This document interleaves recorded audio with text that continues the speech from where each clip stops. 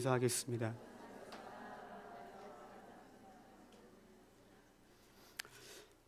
저에게는 한 10년이 넘은 기도 제목이 하나 있는데요.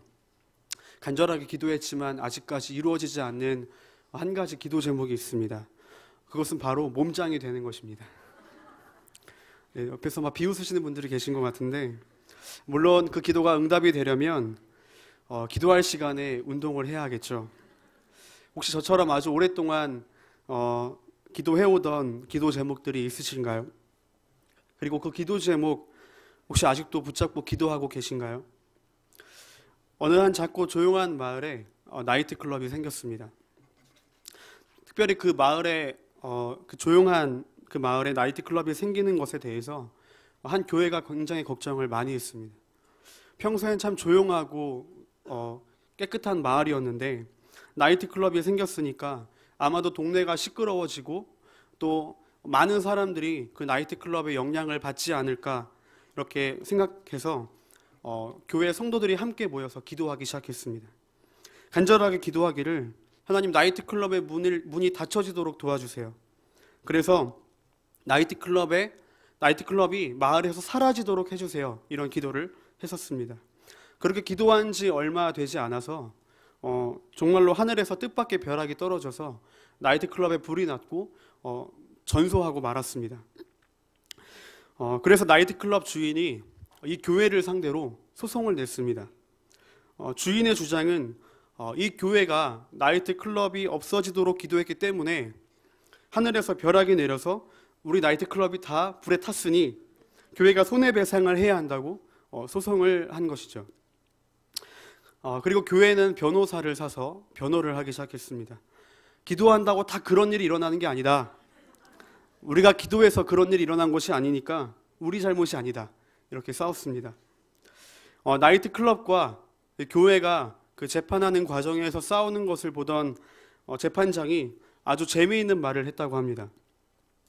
내가 보니까 기도하면 정말 그런 일들이 일어나는지 안 일어나는지는 모르겠지만 오늘 재판 과정을 보면서 분명히 알 수 있는 것 한 가지는 나이트클럽의 주인은 기도의 능력을 믿었고 교회는 기도의 능력을 믿지 않은 것 같다. 네, 이렇게 이야기했다고 합니다. 어렸을 때 그 부흥 집회를 하던 부흥사 목사님들께서 걸걸한 소리로 이런 말씀을 참 많이 하셨어요. 여러분, 겨자씨만한 믿음이 있으면 이 산을 저 산으로 옮길 수 있습니다. 믿으십니까? 막 이러면서 막 그렇게 외쳤던 기억이 납니다. 저는 그 말씀을 들었을 때 정말 간절하게 기도했었어요. 그 당시 저희 집이 가난해서 3층짜리 다세대 주택 그 단칸방에 네 식구가 살았었는데요. 물론 함께 동거동락했던 바퀴벌레와 그 밤이면 천장에서 소리가 들리던 쥐들을 포함하면 대가족이긴 했습니다. 저는 다른 친구들처럼 엘리베이터를 타고 집에 들어가는 게 소원이었어요. 우리 집도 좀 엘리베이터를 타고 갔으면 좋겠다. 언제까지 계단을 올라가야 하느냐, 이런 생각 때문에 간절히 기도했습니다. 하나님, 제발 우리 집이 좋은 아파트로 이사 가게 해주세요. 엘리베이터가 있는 집으로 이사 가게 해주세요. 여러분, 그 기도가 응답이 되었을까요? 엘리베이터가 있는 집으로 이사를 했을까요? 우리가 이렇게 믿음이 없습니다. 네, 반만 이루어졌어요. 아파트는 아파트인데 엘리베이터가 없는 그 오래된 5층짜리 아파트로 이사가를 가긴 했습니다. 여러분, 제가 자녀를 키워보니까 불편한 게 되게 많더라고요.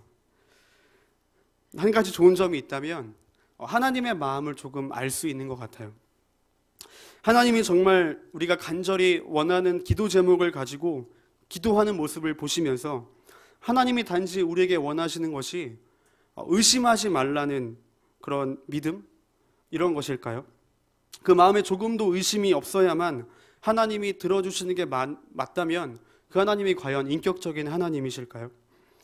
야, 너 그래, 정말 너 하나도 의심하지 않았구나. 넌 기도 응답. 야, 넌 보니까 한 12% 정도 의심했어. 너는 안 돼.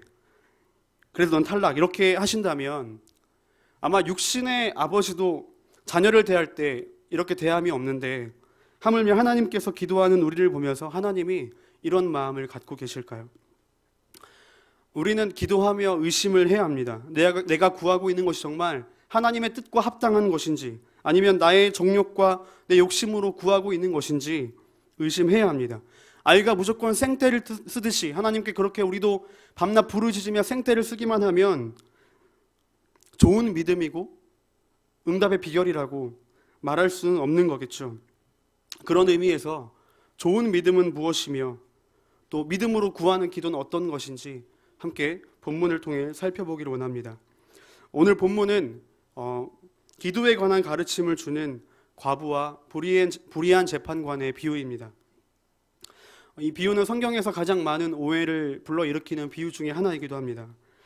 서론에 이야기했던 것들처럼 많은 분들이 하물며 하나님께서 그 밤낮 부르짖는 택하신 자들의 원한을 풀어주시지 아니하겠느냐 라는 말씀의 근거로 우리가 밤낮을 간절히 부르짖기만 하면 하나님이 바로 응답해 주실 것이라고 믿기 때문이죠.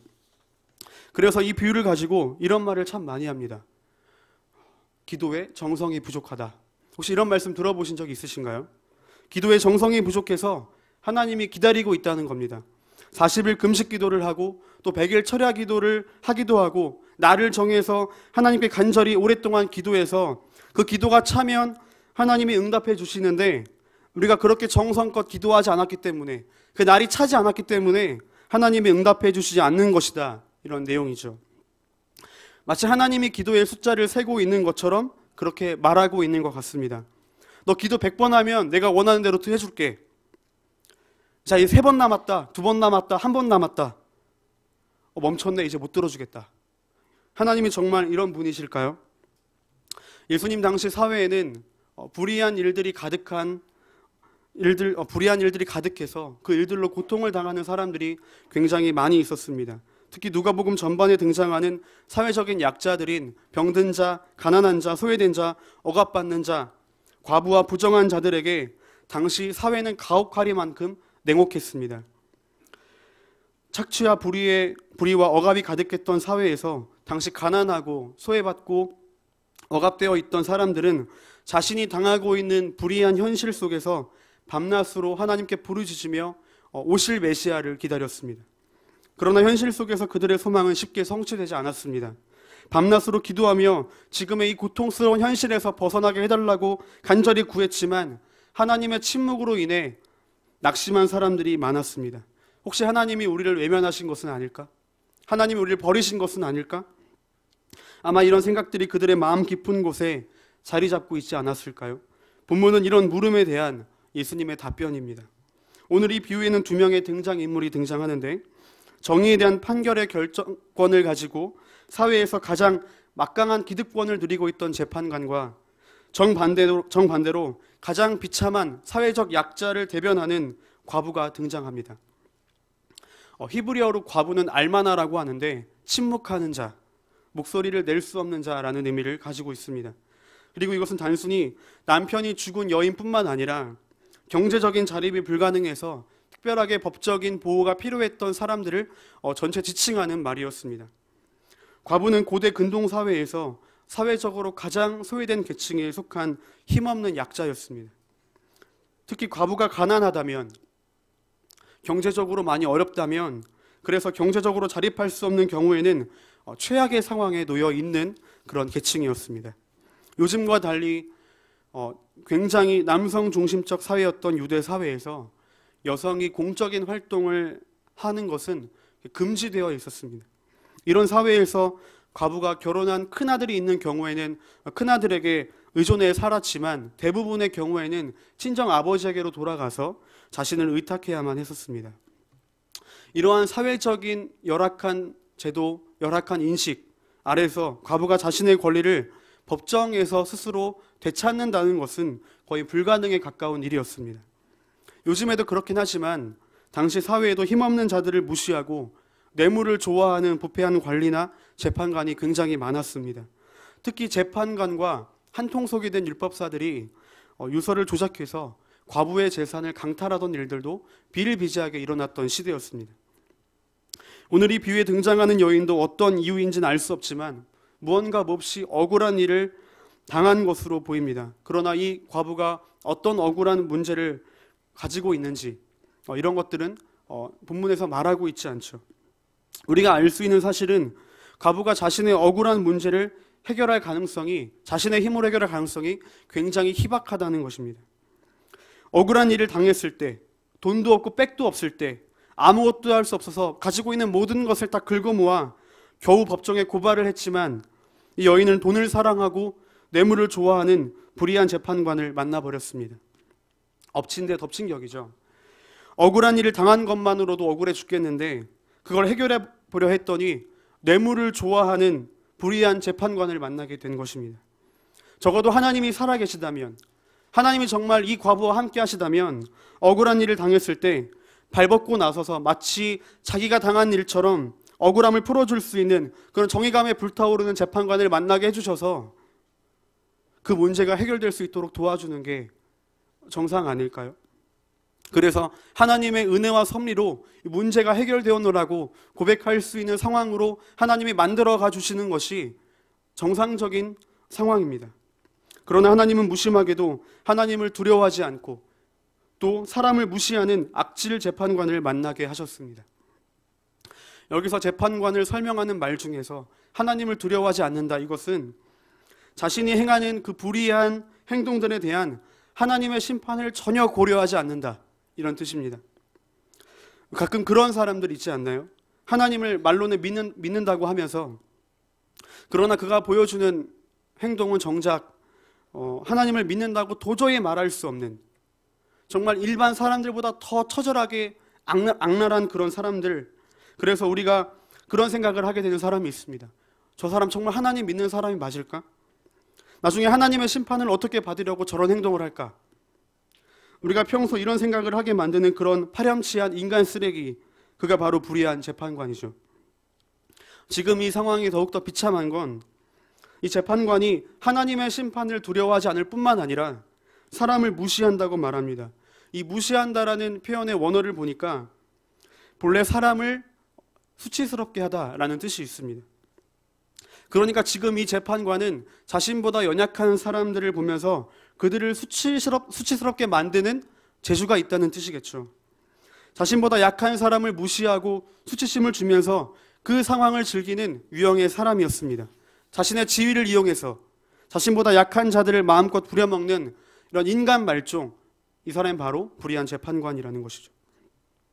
억울한 일을 해결하고자 법정에 와서 소송을 했지만 만난 재판관은 하나님을 두려워하지 않고 사람을 무시하는, 수치심을 주기를 즐겨하는 그런 불의한 재판관이었습니다. 하나님을 두려워하지 않는 그런 사람을 만났다는 것, 얼마나 이 과부가 처한 상황이 힘들었다는 것을 대변하고 있는 것일까요? 돈이 있다면 뇌물이라도 주어서 자신에게 유리하도록 재판을 해볼 수도 있겠지만 사회적으로 가장 비참한 신분이었던 경제활동을 할 수조차 없는 그런 연약한 과부에게 뇌물을 줄 돈이 어디 있었겠습니까? 그래서인지 이 재판관은 과부의 소송을 접수하지 않고 계속 미루는 모습을 보여줍니다. 재판관이 계속해서 이 소송을 미루는 이유는 아마도 과부의 그 재판이 재판관에게 어떤 유익도 주지 않는 하찮은 소송이었거나 아니면 상대가 굉장히 상대하기 껄끄러운 부자나 권력자가 아니었을까 생각해 볼 수 있습니다. 혹은 이미 상대로부터 많은 양의 뇌물을 받아서 소송을 접수하지 않았을 수도 있습니다. 과부에게 뇌물로 쓸 돈이 있거나 특별히 부탁할 만한 사회적인 인맥이 있었다면 이 사건이 이처럼 지연될 리는 없었겠죠. 정확하게 그 기간이 얼만큼이었는지는 알 수 없지만 적지 않은 긴 시간 동안 아마도 재판관은 이 과부의 소송을 해결해 주지 않았던 것으로 보입니다. 그 당시 아마도 이 과부는 하나님으로부터 버림받은 느낌을 가졌을 겁니다. 하나님이 자신의 문제를 외면하는 것을 넘어서서 계속해서 극한 상황으로 자신의 문제를 끌고 가는 것을 느꼈는지도 모릅니다. 자신의 지위를 이용해서 약자를 괴롭히며 그걸 즐겼던 재판관처럼 하나님도 자신의 지위를 이용해서 아무런 저항할 힘이 없는 자신을 궁지 속으로 몰아가며 그것을 즐기는 악랄한 신으로 여겼을지도 모릅니다. 그러나 과부는 포기하지 않았습니다. 끈질기게 날마다 재판관을 찾아가 졸라댔습니다. 결국 끈질긴 과부 때문에 불의한 재판관은 이런 고백을 하게 됩니다. 우리 4절과 5절을 한번 같이 읽어볼까요? 오늘 본문 4절과 5절입니다. 그가 얼마 동안 듣지 아니하다가 후에 속으로 생각하되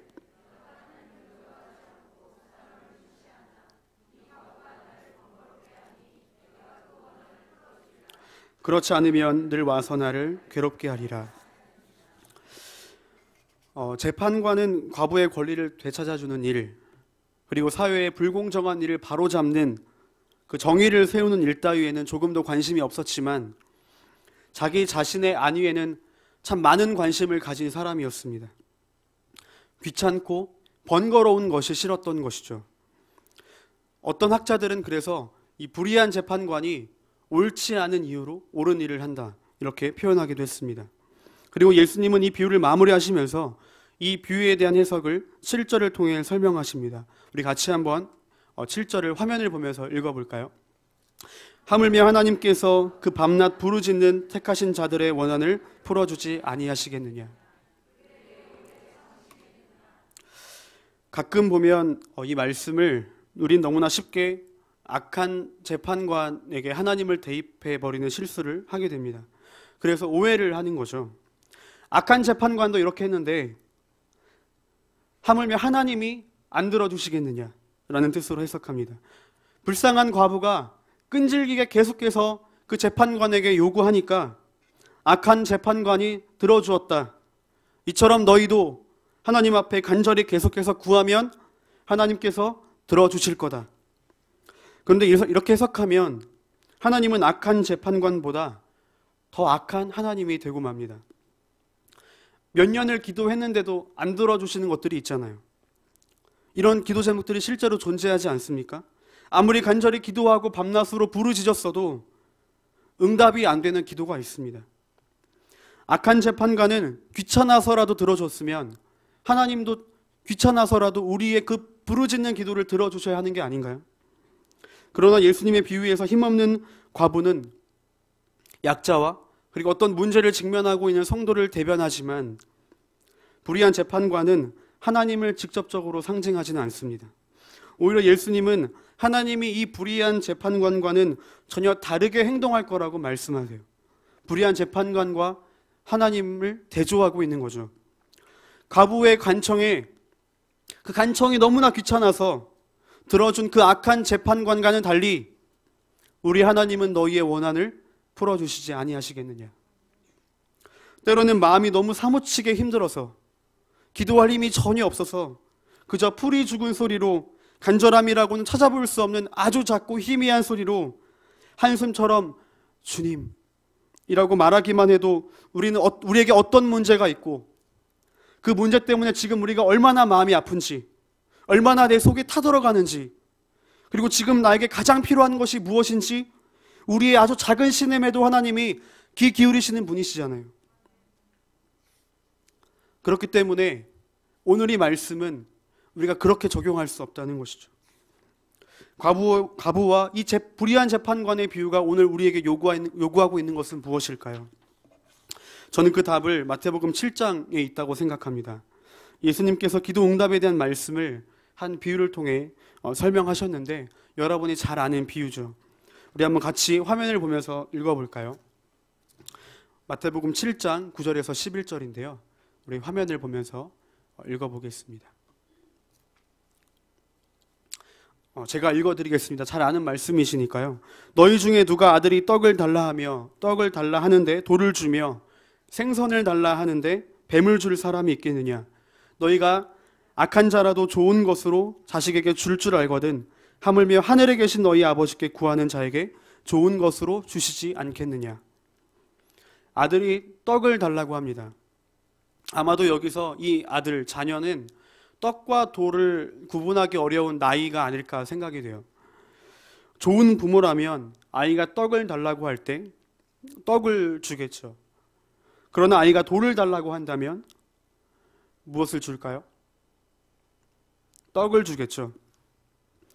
그러니까 떡을 구하면 떡을 주고 돌을 구해도 떡을 줍니다.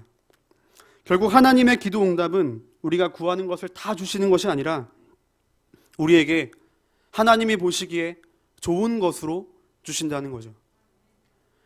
아이가 달라는 대로 다 주는 게 좋은 부모가 아닌 것처럼 우리가 구하는 대로 다 주시는 게 하나님이 아니라 하나님이 보실 때 가장 좋고 선한 것, 우리에게 정말 필요한 그것으로 우리에게 주신다는 그런 말씀입니다.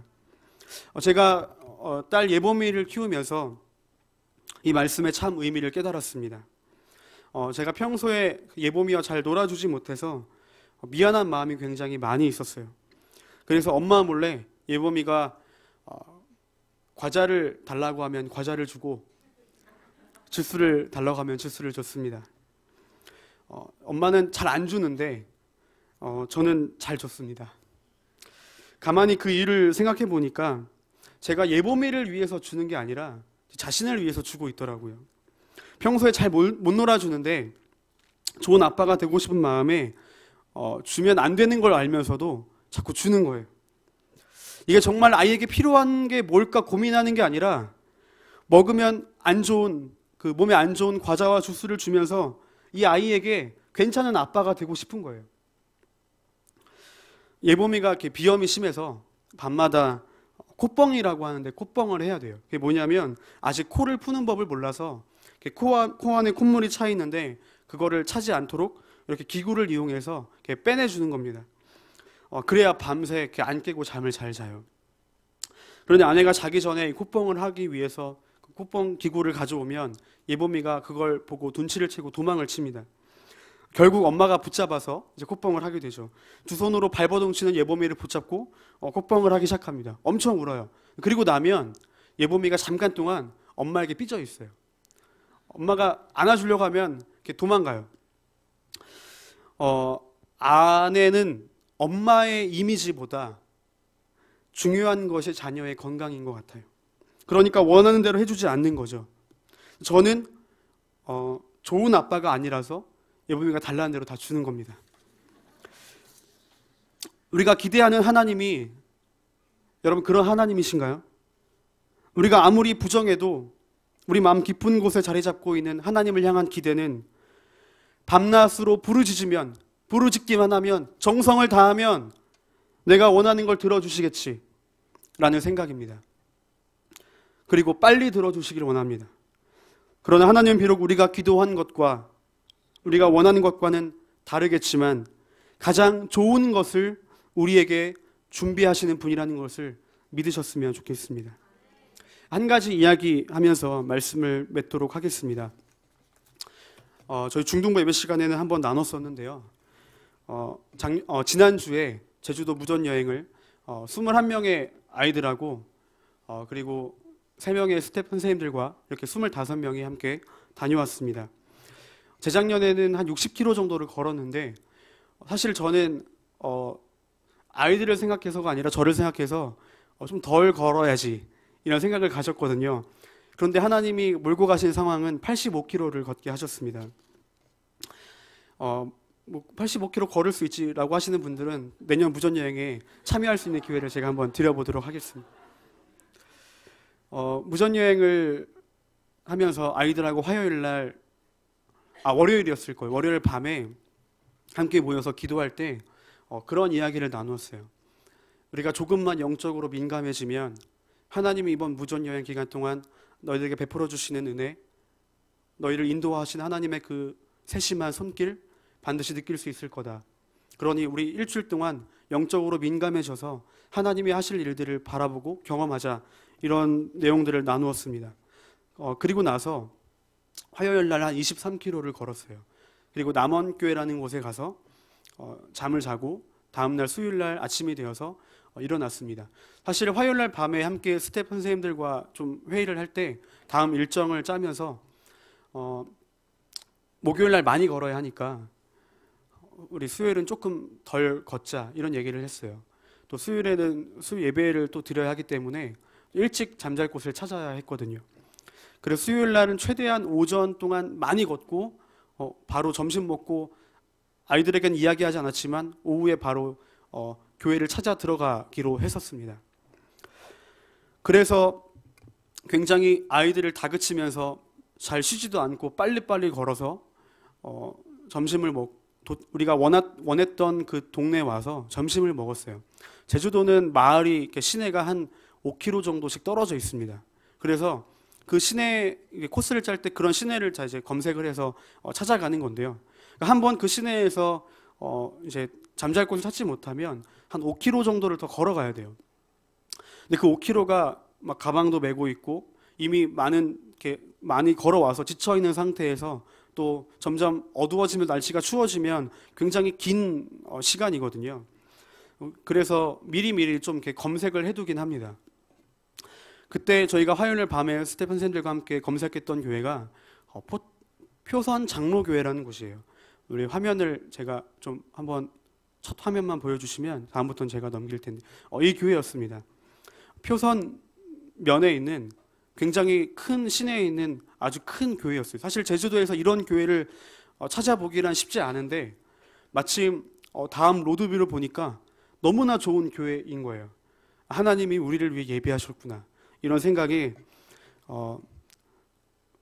우리 유나쌤하고 같이 엄청 좋아하면서 하이파이브를 쳤습니다. 이 교회다.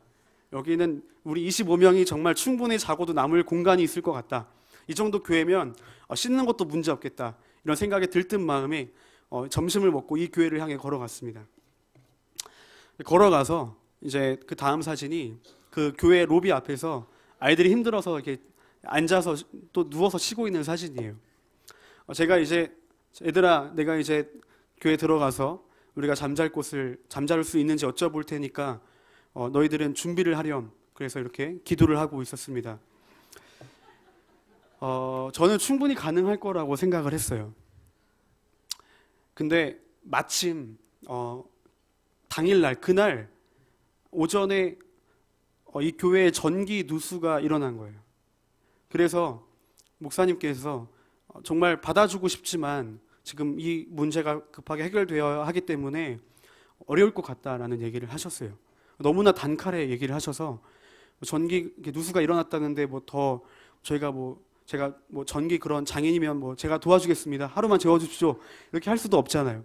그래서 알겠습니다 하고 나왔을 때 아이들이 저렇게 기도를 하고 있는 게 너무 미안하기도 하고 좀 기특하기도 하고 그래서 그냥 제가 웃음이 나와서 웃었는데 아이들은 제 웃음을 보고 된 줄로 알고 너무 좋아하는 거예요. 아니라고 우리 다른 거 찾아야 한다고 그런데 몰카인 것처럼 아이들은 안 믿더라고요. 한참 동안 선생님들과 함께 모여서 아이들이 계속 아까처럼 그렇게 누워있고 여러 교회들을 찾았습니다. 오면서 봤던 되게 좋아 보이는 성당도 전화해보고 여러 곳에 전화를 해봤지만 안 된다는 거예요. 그러다가 겨우 찾은 한 교회가 있었는데 신풍 성결교회라는 곳이에요. 한 4.5km 정도 떨어져 있는 곳이었는데 로드뷰를 보니까 25명이 잘 수 있나? 이런 생각이 들 정도로 굉장히 열악한 환경에 있는 교회였어요. 어쨌든 우리를 재워준다고 하니까 사실 이날 그 교회가 안 된다고 했으면 그 근처에 표선에 있는 카라반이 있었거든요. 거기까지 가야 될 상황에 처해 있었는데 다행히 그 교회에서 허락해 주셔서 그 교회로 이동을 하게 되었습니다. 정말 놀라웠던 건 그 교회가 지역 아동센터를 운영하기 때문에 6시 반 이후에 오라는 거예요. 이때가 3시였거든요. 그러니까 어디 있을 곳이 없어서 이 교회 양해를 구하고 찬양대실에서 저희들끼리 이렇게 모여서 앉아 있었습니다. 그때 이 교회 부목사님이 재워주지 못해서 미안하다고 그러시면서 피자를 사주셨어요. 이마트 피자처럼 엄청 큰 피자 6판을 사주셔서 저희가 원래 이날 저녁에는 준비했던 전투식량을 먹어야 했던 상황이었는데 이 피자로 한 끼를 전투식량과 비교할 수 없는 퀄리티의 피자로 한 끼를 해결하게 되었습니다. 그렇게 피자를 먹고 그 신풍 성결교회를 향해서 걸어갔고요. 이 신풍 성결교회 모습입니다. 도착했어도 의심이 많았어요. 이 교회에서 잘 수가 있나 싶을 정도로 열악한 교회였는데 이 교회에서 감사하게 하루를 묵게 되었고 이 교회에서 또 그날 수요일이었기 때문에 수요 예배를 드렸습니다. 수요 예배를 드리면서 하나님께서 우리를 표선교회가 아니라 표선 장로교회가 아니라 이 신풍 성결교회로 비록 4km를 더 힘들게 걸었지만 아이들은 정말 힘들다고 불평했지만 그 힘든 거리를 걸어와서 이 신풍성결교회에서 하루를 묵게 하신 하나님의 뜻이 혹시 이것이 아닐까 발견하게 된 것이 있었어요. 피자가 아니고요. 걸어오는 중에 하나님께서 저희가 그 전에 점심에 어떤 분이 너무 기특하다고 아이들에게 방울토마토 한 박스를 주셨거든요. 근데 아이들이 그 방울토마토를 오면서 다 먹었어요. 볼에 막 쑤셔 넣으면서 볼에 몇 개가 들어가나 정말 귀한 재산인데 그거를 그렇게 허무하게 날려버렸더라고요. 저는 구경도 못했는데 나중에 물어보니까 다 먹었다는 거예요. 그 빈 박스를 걸어오면서 이 신풍성결교회로 걸어오면서 이 빈 박스를 버리려고 여쭤봤는데 그 여쭤본 분이 그 빈 박스에 한라봉을 채워주셨어요. 그 영상을 잠깐 한번 보겠습니다. 네, 저 방울토마토 박스인데 네, 저기에 이렇게 한라봉을 넣어주시고 덤으로 더 아이들에게 손에 이렇게 한라봉을 주셨어요.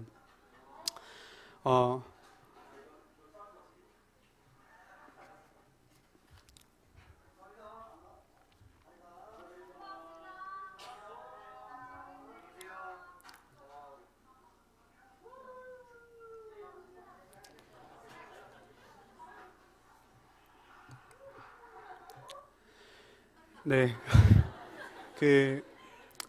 하나님의 뜻이 신풍성결교회가 아니었을까? 한라봉 때문이 아니고요. 그 신풍성결교회에서 수요 예배를 드리는데 세 분이 앉아 계시더라고요. 성도님이 세 분이 앉아 계시고 사모님이 그 반주자가 없어서 반주기를 가지고 찬양 인도를 하시고요. 목사님이 나와 설교를 하셨습니다. 저희 아이들이 거기에 25명이 앉아 있는데 그 예배당이 꽉 차는 거예요. 아마 그 모습을 보며 성도님들이 또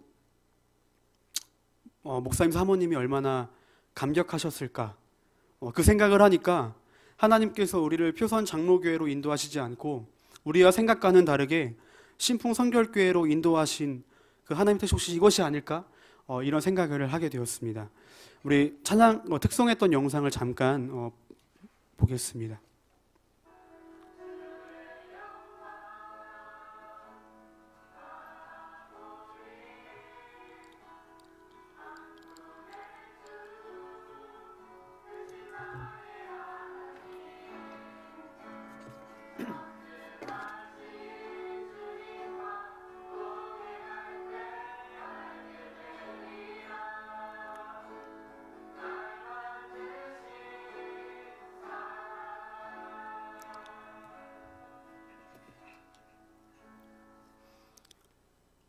네, 보시면 세 분이 앉아 계시잖아요. 그분이 이제 그분들이 원래 계시던 성도님들이십니다. 왜 하나님께서는 훨씬 더 편한 곳, 우리가 생각했던 곳, 그래서 아이들이 기도했던 곳, 표선 장로교회가 아니라 힘든 4.5km를 더 걸어서 이 신풍성결교회로 오게 하셨을까요? 저는 장담하건대 이렇게 확신합니다.